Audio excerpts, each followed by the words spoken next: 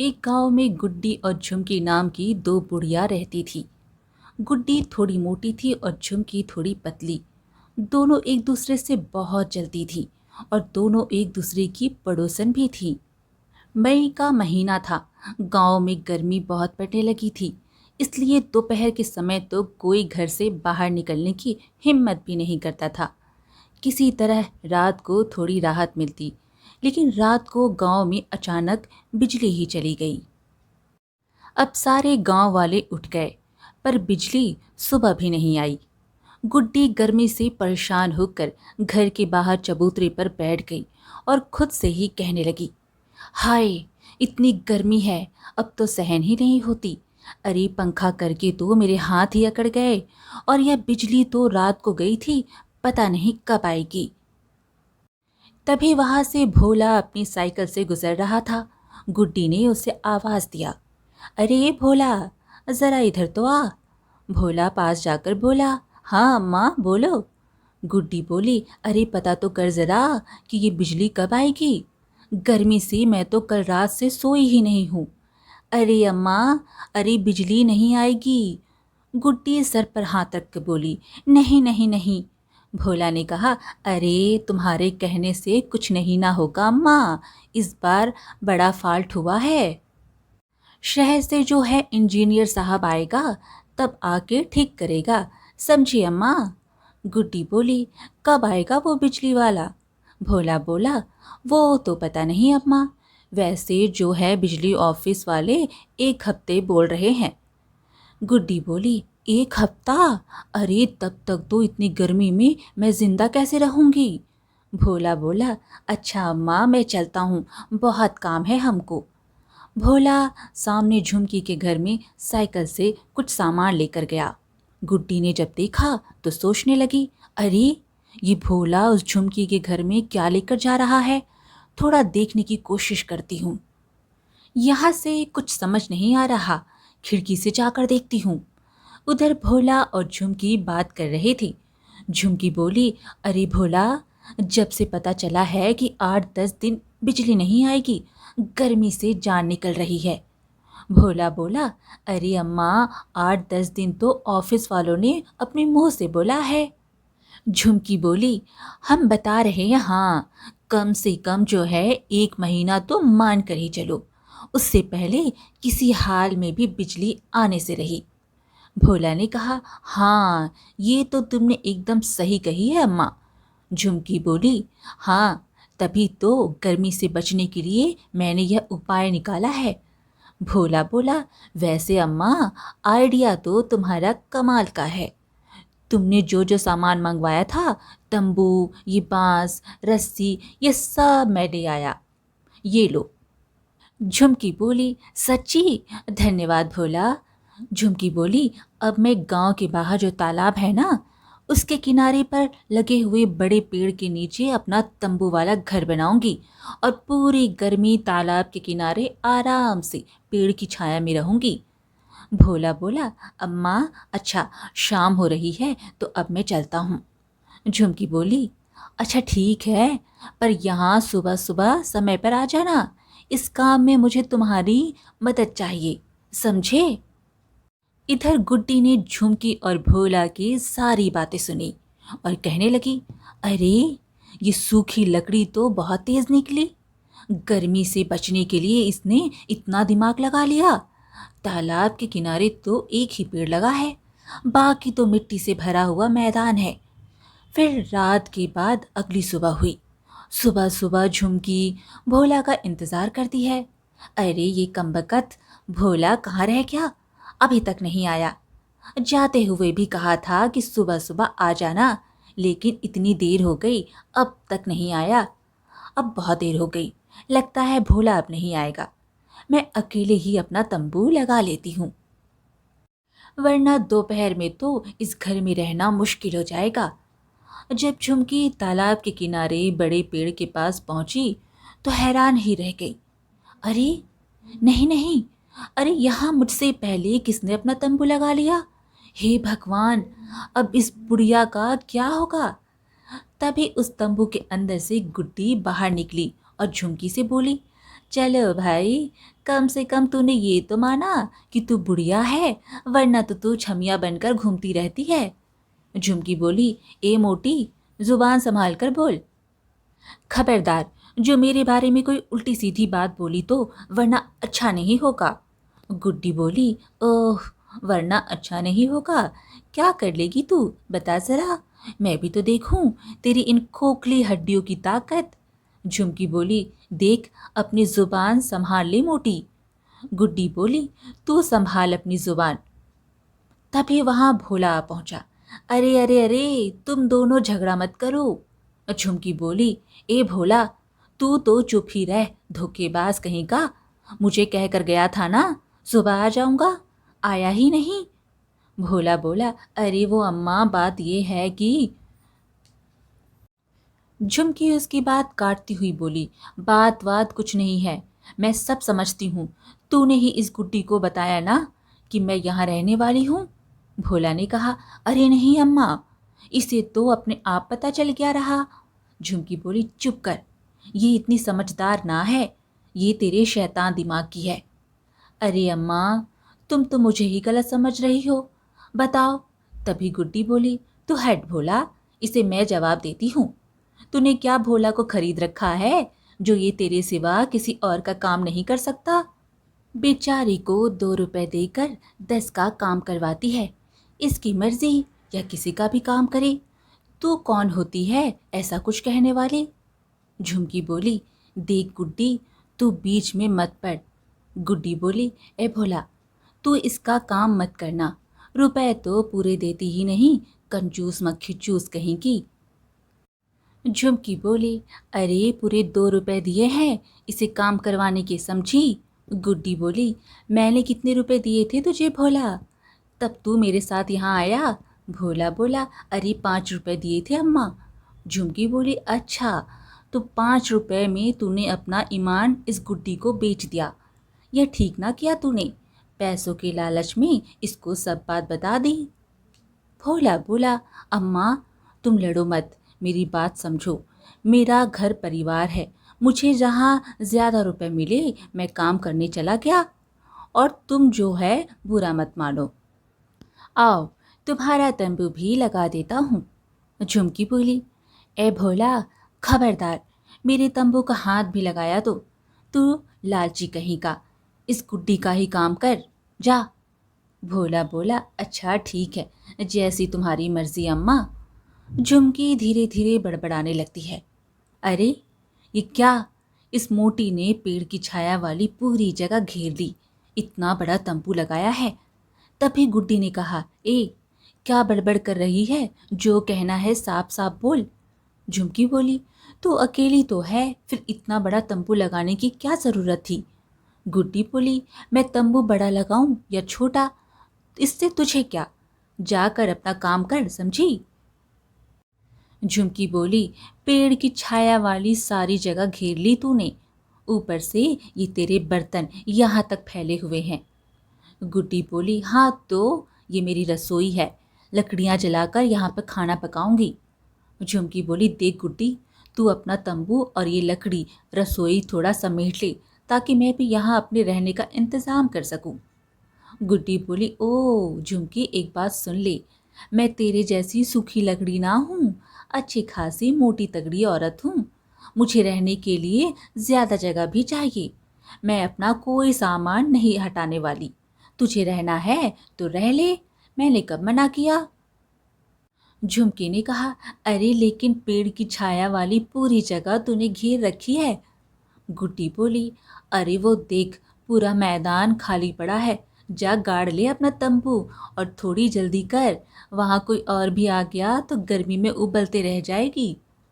झुमकी गुस्से से बोली, तुझे मैं देख लूँगी, अपने आप को बहुत होशियार समझती है। तभी भोला बोला, लाओ अम्मा, मैं मदद कर देता हूँ। झुमकी भोला पर गुस्सा थी तो उसने बोला, खबरदार, जो मेरी आंखों के सामने भी आया तो तू नाम का भोला है बस, वैसे ये सब किया धरा तेरा ही है, चल भाग यहाँ से। गुड्डी ने उपहास करते हुए कहा, मुझसे जीत ना पाई तो उस बेचारे को अपना गुस्सा निकाल रही है। झुमकी गुस्से से मन ही मन बोली, हंस ले मोटी, जितना हंसना है हंस ले, इसका बदला तो मैं तुझसे लेकर रहूंगी। उसके बाद झुमकी ने भी अपना तंबू गाड़ लिया। शाम को ठंडी ठंडी हवा चलने लगी।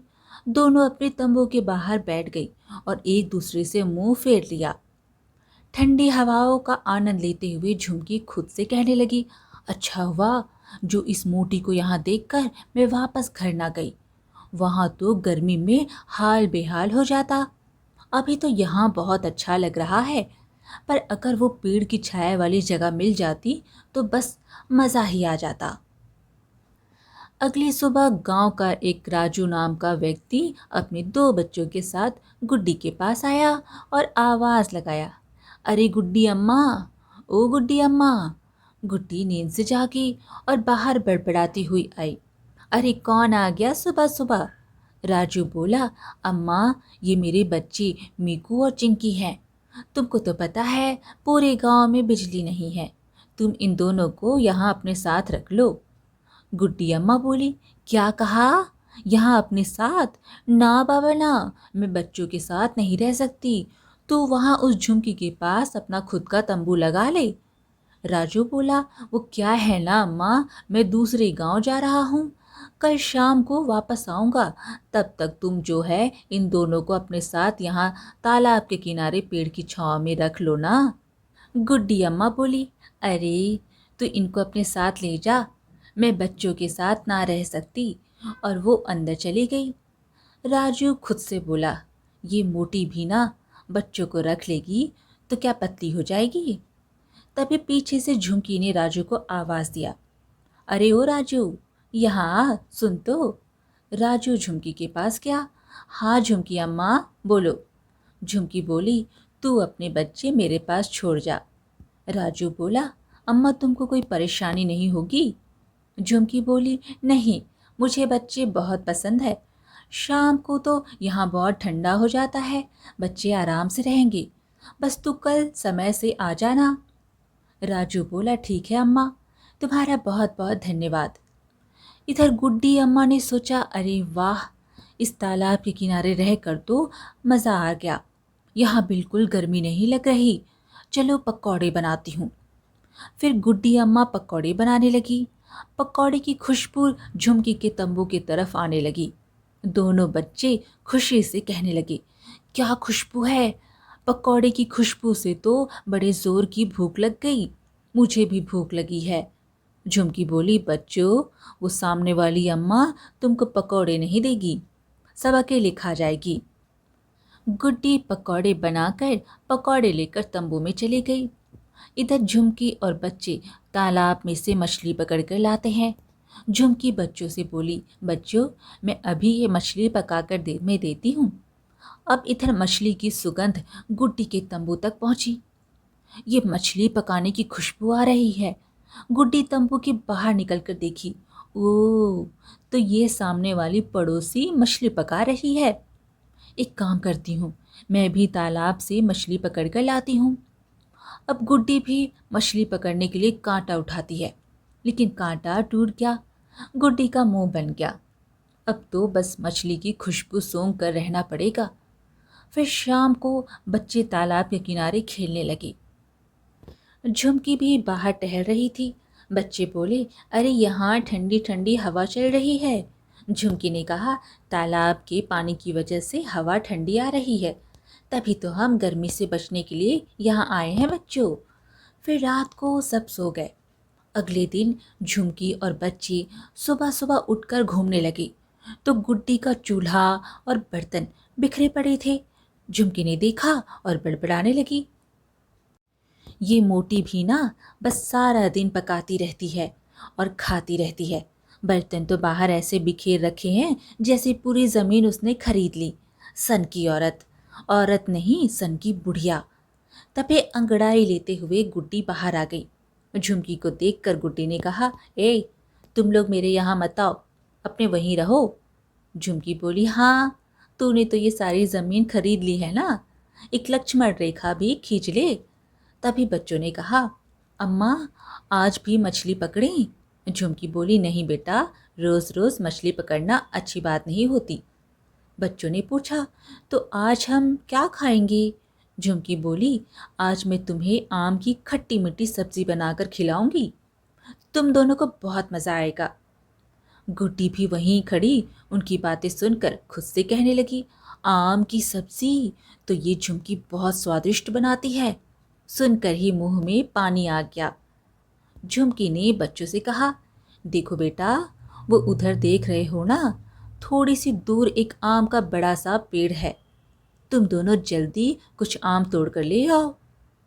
गुड्डी मुंह बनाते हुए बोली, मुझे चिढ़ाने के लिए जोर जोर से बोल रही है। इधर झुमकी लकड़ियां जलाकर आम की सब्जी बनाने लगी। बच्चे खुश होते हुए बोले, अम्मा, बहुत अच्छी खुशबू आ रही है। दूसरी तरफ गुड्डी कुछ ढूंढती है। अरे माचिस कहाँ चली गई मेरी? ये ज़रूर इस झुमकी का काम है। सुबह से यहाँ घूम रही थी, अभी बताती हूँ इसे। गुड्डी झुमकी को चिल्लाते हुए बोली, ए झुमकी, तुझे चोरी करते हुए शर्म नहीं आती? मेरी माचिस उठा कर ले गई। झुमकी बोली, अरे ओ मोटी, चूल्हा जलाने के लिए मुझे तेरी माचिस की ज़रूरत नहीं, समझी? मैंने नहीं ली। गुड्डी बोली, अरे तेरे सिवा यहाँ और है कौन जो माचिस चुराएगा? झुमकी ने बच्चों को देखा तो उन्होंने भी ना में सिर हिला दिया। झुमकी बोली, अरे हमने नहीं ली तेरी माचिस, अब चिल्ला चिल्ला कर सर मत खा। गुड्डी अब खुद से कहने लगी, अरे फल तो सब खत्म हो गए, तन की गर्मी तो यहाँ आकर मिट गई, पर इस मन की गर्मी का क्या करूँ? बड़ी भूख लग रही है। फिर वो दो पत्थरों को रगड़कर लकड़ी जलाने की कोशिश करती है, पर जलती नहीं। अरे ये तो जल ही नहीं रही। गांव जाकर माचिस ले आऊं? नहीं नहीं, ये झुमकी और बच्चे तो यही चाहते हैं कि मैं यहाँ से जाऊं और ये लोग मेरे तब्बू पर कब्जा कर ले। यह जगह बहुत अच्छी है, तालाब की ठंडी हवा है और उस पेड़ की छाया। गुड्डी अम्मा को परेशान देख बच्चे ने उनसे पूछने लगे, अम्मा, भूख लगी है? गुड्डी ने उनसे कहा, सुन जरा, तुम्हारी माचिस तो देना। तभी झुमकी आई और दोनों बच्चों को पकड़कर तंबू में ले गई। गुड्डी चिढ़ गई, बड़ी तेज है ये झुमकी, मैंने उससे पहले यहाँ अपना डेरा क्या जमाया लिया, इसने तो मेरी माचिस ही चुरा ली। थोड़ी देर के बाद सामने से कोई आवाज़ नहीं आई तो गुड्डी ने दबे पांव वहां जाकर देखा, तीनों खर्राटे भर रहे थे। गुड्डी ने सोचा, ये तीनों तो आराम से खर्राटे ले रहे हैं, इनके उठने से पहले मैं जल्दी से गांव से माचिस ले आती हूँ, वरना भूखे मरना पड़ेगा। तो गुड्डी चुपचाप गांव की ओर निकल गई और माचिस लेकर लौटी। अरे बाबा, कितनी धूप है, हाय गर्मी। तभी जोर से धड़ाम की आवाज़ आई। ये आवाज़ गुड्डी भागकर अपने तंबू के पास गई तो देखा उसके तंबू पर पेड़ की डालियां गिरी पड़ी है। आवाज़ सुनकर बच्चे और झुमकी भी बाहर खड़े देखने लगे। बच्चों ने कहा, अरे अम्मा चलो, गुड्डी अम्मा को अंदर से निकालते हैं, वो दब गई होगी। झुमकी ने सोचा, गुड्डी की आवाज़ नहीं आ रही, कहीं वो मर तो नहीं गई। तभी गुड्डी की आवाज़ आती है, अरे मेरा घर तोड़ डाला, मैं यहाँ से निकली नहीं कि तुम लोगों ने पेड़ काटना शुरू कर दिया। झुमकी बोली, ओ, तो अभी तक जिंदा है, मुझे लगा आज तो ऊपर ही पहुँच गई होगी। गुड्डी बोली, चुप कर दुष्ट, तू तो यही चाहती है ना कि मैं पेड़ की डाली के नीचे दबकर मर जाऊं। झुमकी बोली, ए, हम पर झूठा इल्ज़ाम मत लगा, हमें नहीं पता ये पेड़ किसने काटा और कैसे गिरा। गुड्डी बोली, अच्छा, इतना बड़ा पेड़ बिना तूफान के अपने आप तो नहीं गिर सकता? इतनी मूर्ख नहीं हूँ मैं, सब समझ में आता है मुझे। ये पेड़ तुम लोगों ने काटा, जलते हो मुझसे क्योंकि मैं इसकी छाया में रहती हूँ। झुमकी बोली, अरे मोटी, आज तूने साबित ही कर दिया कि तू वाकई मूर्ख है, दिमाग नहीं है तेरे पास। अरे हम तीनों तो सोए हुए थे और इस पेड़ को काट दें, हम में इतनी ताकत नहीं है। अगर गिराना होता तो तुझे गिराती, ये ज़्यादा आसान काम था।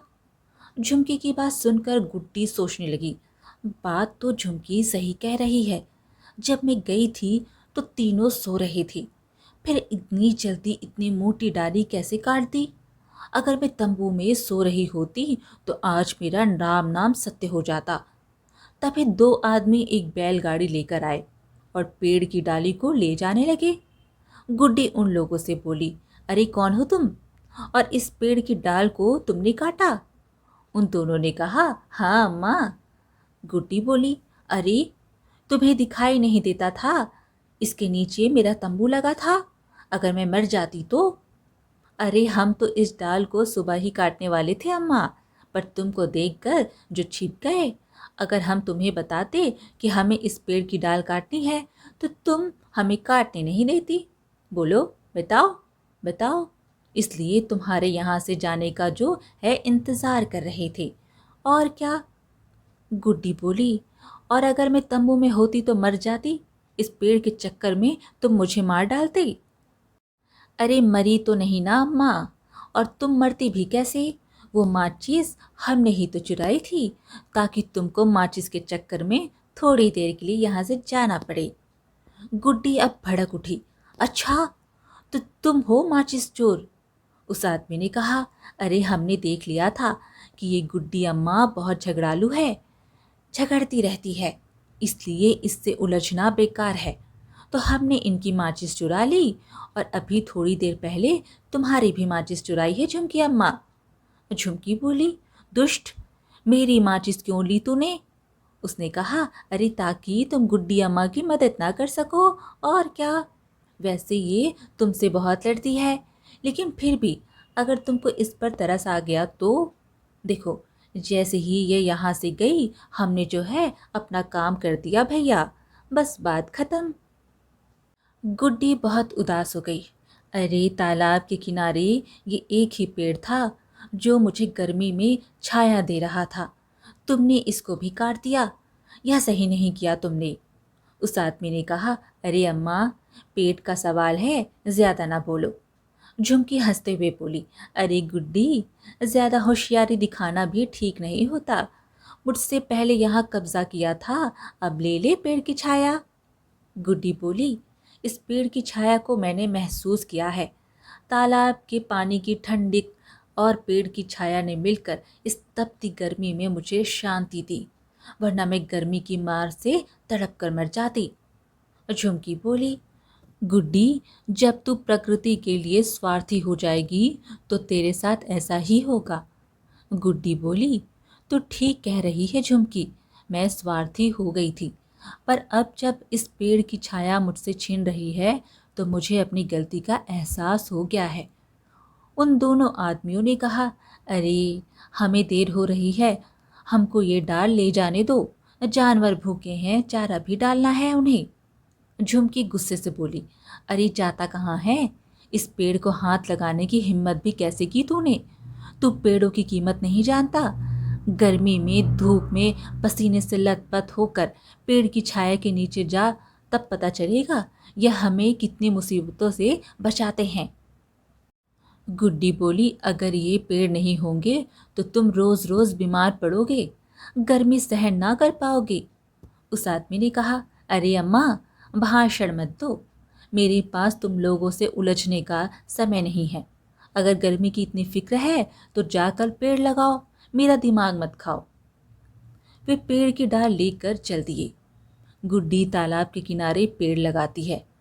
उन्हें देखकर झुमकी भी आ गई और बोली, चलो अब हम लोग अपने गांव को भी पेड़ लगाकर हरा भरा करते हैं। फिर उन सब ने मिलकर गांव में बहुत सारे पौधे लगाकर गांव को हरा भरा कर दिया। आज की कहानी यहीं पर समाप्त हुई। फिर मिलेंगे एक और कहानी के साथ।